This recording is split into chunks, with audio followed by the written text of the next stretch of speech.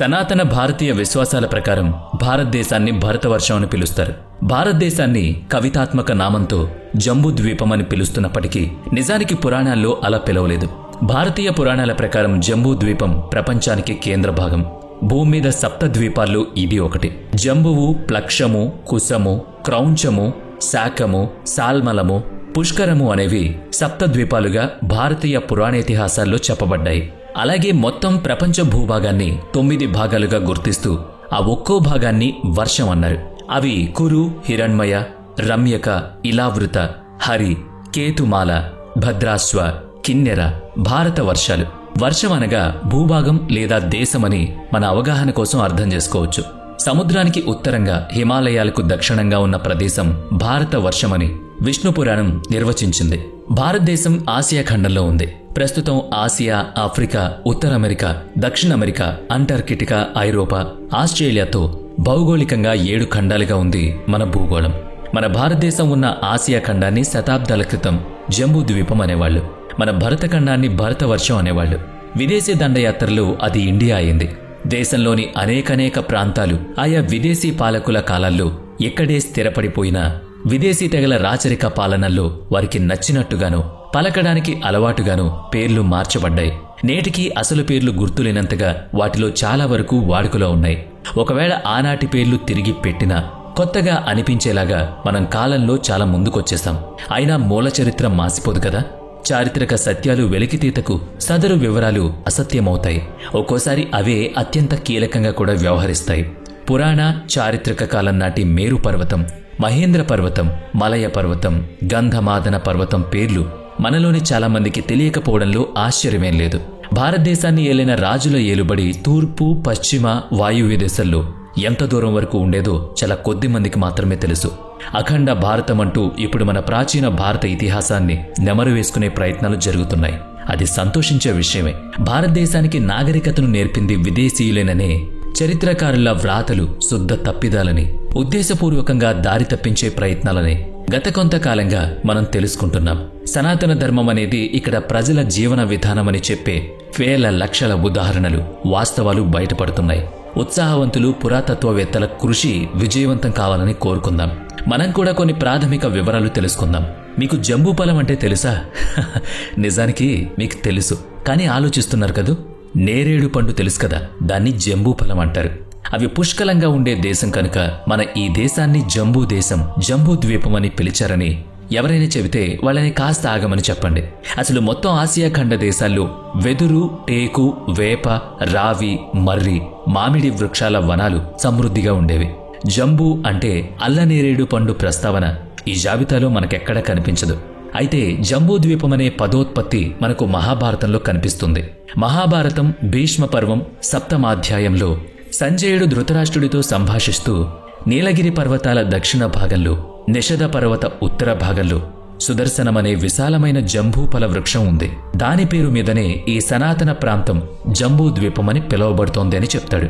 1100 యోజనాల ఎత్తులో అతి భారీగా ఉన్న జంబూ వృక్ష ఫలాలు పండి నేల రాలినప్పుడు వాటి బరువుకు నేల అదిరేదని, అవి పగిలి వెండి రంగులో ఉన్న రసం నేల మీద ప్రవహించేదని, ఆ పండ్ల నుంచి జాలువారిన రసం నదిగా మారి మేరు పర్వతాన్ని చుట్టుముట్టి ఉత్తర కురు వర్షం దిశగా ప్రవహించేదని, ఆ ప్రవాహ రసాన్ని త్రాగిన వారు ఎంతో ప్రశాంతతను అనుభవించేవారని, ఆ నది ప్రవహించిన మార్గంలో జంబూ నది జలాలతో నానిన మట్టిలో జంబూనదమనే బంగారం లభించేదని సంజయుడు చెప్తాడు. ఈ మొత్తం వర్ణనలో ఒకే ఒక్క భారీ నేరేడు వృక్షం ప్రస్తావన ఉంది తప్ప విస్తారమైన నేరేడు పళ్ల తోటలు ఉన్నట్టుగా చెప్పబడలేదు. ఈ వర్ణన వరకు విన్న జనసామాన్యం అదే వాడుకలో నేరేడు వృక్షాలు అత్యధికంగా ఉన్న ప్రదేశం కాబట్టి జంబూద్వీపమనే పేరు వచ్చిందనే అపోహలో ఉండిపోయారు. ఇక నదము అంటే నది, జలప్రవాహం, సముద్రం అనే అర్థాలున్నాయి. కొంచెం తార్కికంగా ఆలోచించినా అంత పెద్ద నేరేడు చెట్టు ఉండడం అసంగతంగా అనిపిస్తుంది. అంత భారీ పళ్ళు నేల అదిరిపడేలా కింద పడ్డం అతిశయం అనిపిస్తుంది. పైగా నేరేడు పండు లోపల ఉండే రసం ఆ రంగులోనే ఉంటుంది, కానీ తెల్లని వెండి రంగులో ఉండదు కదా. పైగా ఎంత పళ్ల రసం కారినా అది నదీ ప్రవాహాన్ని ఏర్పరిచేటంత ఎక్కువగా ఉంటుందో చెప్పండి. అది మేరు పర్వతాన్ని చుట్టి ఉత్తర దిశగా వెళ్లడం, ఆ జంబూఫల రస ప్రవాహంలో బంగారం లభించడం, ఇదంతా అనుచితమైన కల్పనగా అనిపిస్తోంది కదా. మరి సంజయుని మాటల అంతరార్థం ఏంటో తెలుసుకోవడం అవసరమే కదా. సంజయుడు ప్రస్తావించిన నీలగిరి, నిషధ పర్వతాలు ఈ కాలపు భౌగోళిక చిత్రపటాల్లోనూ గూగుల్ మ్యాప్స్లోనూ కనిపించవు. సంజయుడు చెప్పిన మేరు పర్వతం సంగతి చూద్దాం. ఆ సంస్కృత పదానికి ఉన్నతమైన, ఎత్తైన అనే అర్థం. ఆంగ్లంలో చెప్పుకోవాలంటే మౌంటైన్ పీక్ అనగా పర్వత శిఖరం. అలాగే ఆలయ శిఖరాన్ని కూడా మేరువు అంటారు. జపమాలలోని కొలికి పూసలను అంటే ముడి వద్ద ఉండే పెద్ద పూసను మేరువు అంటారు. అంటే పర్వతాలన్నిటిలోకి అతి ఎత్తైన పర్వతం మేరు పర్వతమని అర్థం చేసుకుంటే, జంబూద్వీపంలోని పర్వతాల్లో అది ఎక్కడుందని చూడగా అది ఎవరెస్ట్ పర్వతమని తెలుస్తోంది. అయితే ఇందుకు మరింత బలం చేకూర్చే ఆధారం భీష్మ పర్వంలోనే ఉంది. మీకూడా అది తెలుసు. పూజాదికాల వేళ సనాతన భారతీయ ధర్మంలో జంబూద్వీపే భరతవర్షే భరతఖండే మేరో దక్షిణ దిగ్భాగే శ్రీశైలస్య ఈశాన్య ప్రదేశే అస్మిన్ వ్యవహారిక వర్తమానేన అంటూ సంకల్పం చెప్పుకుంటారు. భీష్మ పర్వతంలో మేరు పర్వతానికి దక్షిణ దిశలో జంబూ పర్వతానికి చెందిన భరతవర్షం అనే దేశం ఉందని, ఉత్తర దిశలో ఉత్తర కురువర్షం అనే దేశం ఉందని, తూర్పు దిశలో భద్రాస్వ వర్షం అనే దేశం ఉందని, పశ్చిమ దిశలో కేతుమాల వర్షం అనే దేశం ఉందని వర్ణన ఉంది. కాబట్టి ఎవరెస్ట్ పర్వతాన్ని మేరు పర్వతం అని భావిస్తే దానికి దక్షిణాన ఉన్నది భరతవర్షం అనగా భారతదేశం. ఇక ఉత్తరాన ఉన్న ఉత్తర కురువర్షం ఈనాటి టిబెట్. సంజయుని వర్ణన ప్రకారం జంబూపల రస నదీ ప్రవాహం మేరు పర్వతాన్ని చుట్టి ఉత్తర కురువర్షం దిశగా ప్రవహిస్తుందని కదా ఉంది. ఇప్పుడు దాన్నే పరిశీలిద్దాం.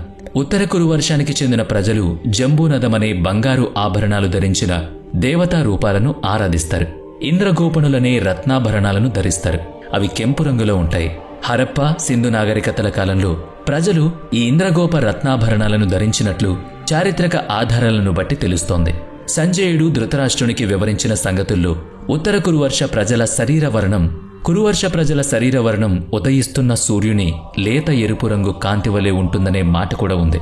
ఇప్పుడు మనం టిబెట్ ప్రజల ఆహార్యం గమనిస్తే వాళ్ళు అచ్చం ఇంద్రగోపమణి వలె కెంపు రంగులో ఉన్న రాళ్లను ఆభరణాలుగా ధరించడం చూడొచ్చు.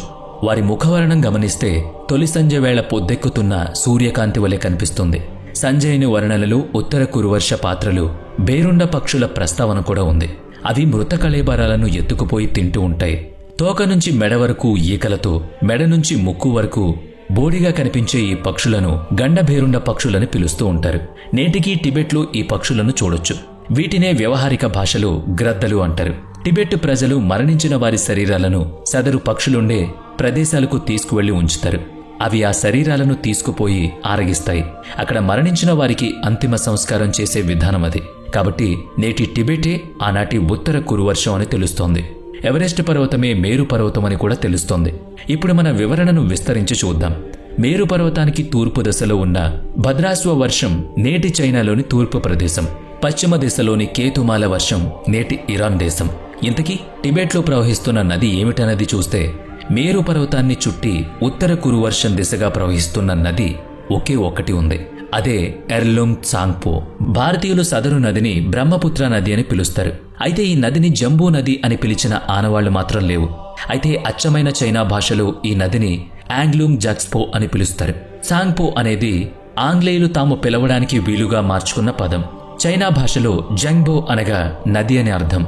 యార్లూంగ్ జంగ్బో అంటే పర్వతాల నుంచి వస్తూ పల్లానికి ప్రవహించే మంచు కరిగిన తెల్లని నీరు అని అర్థం.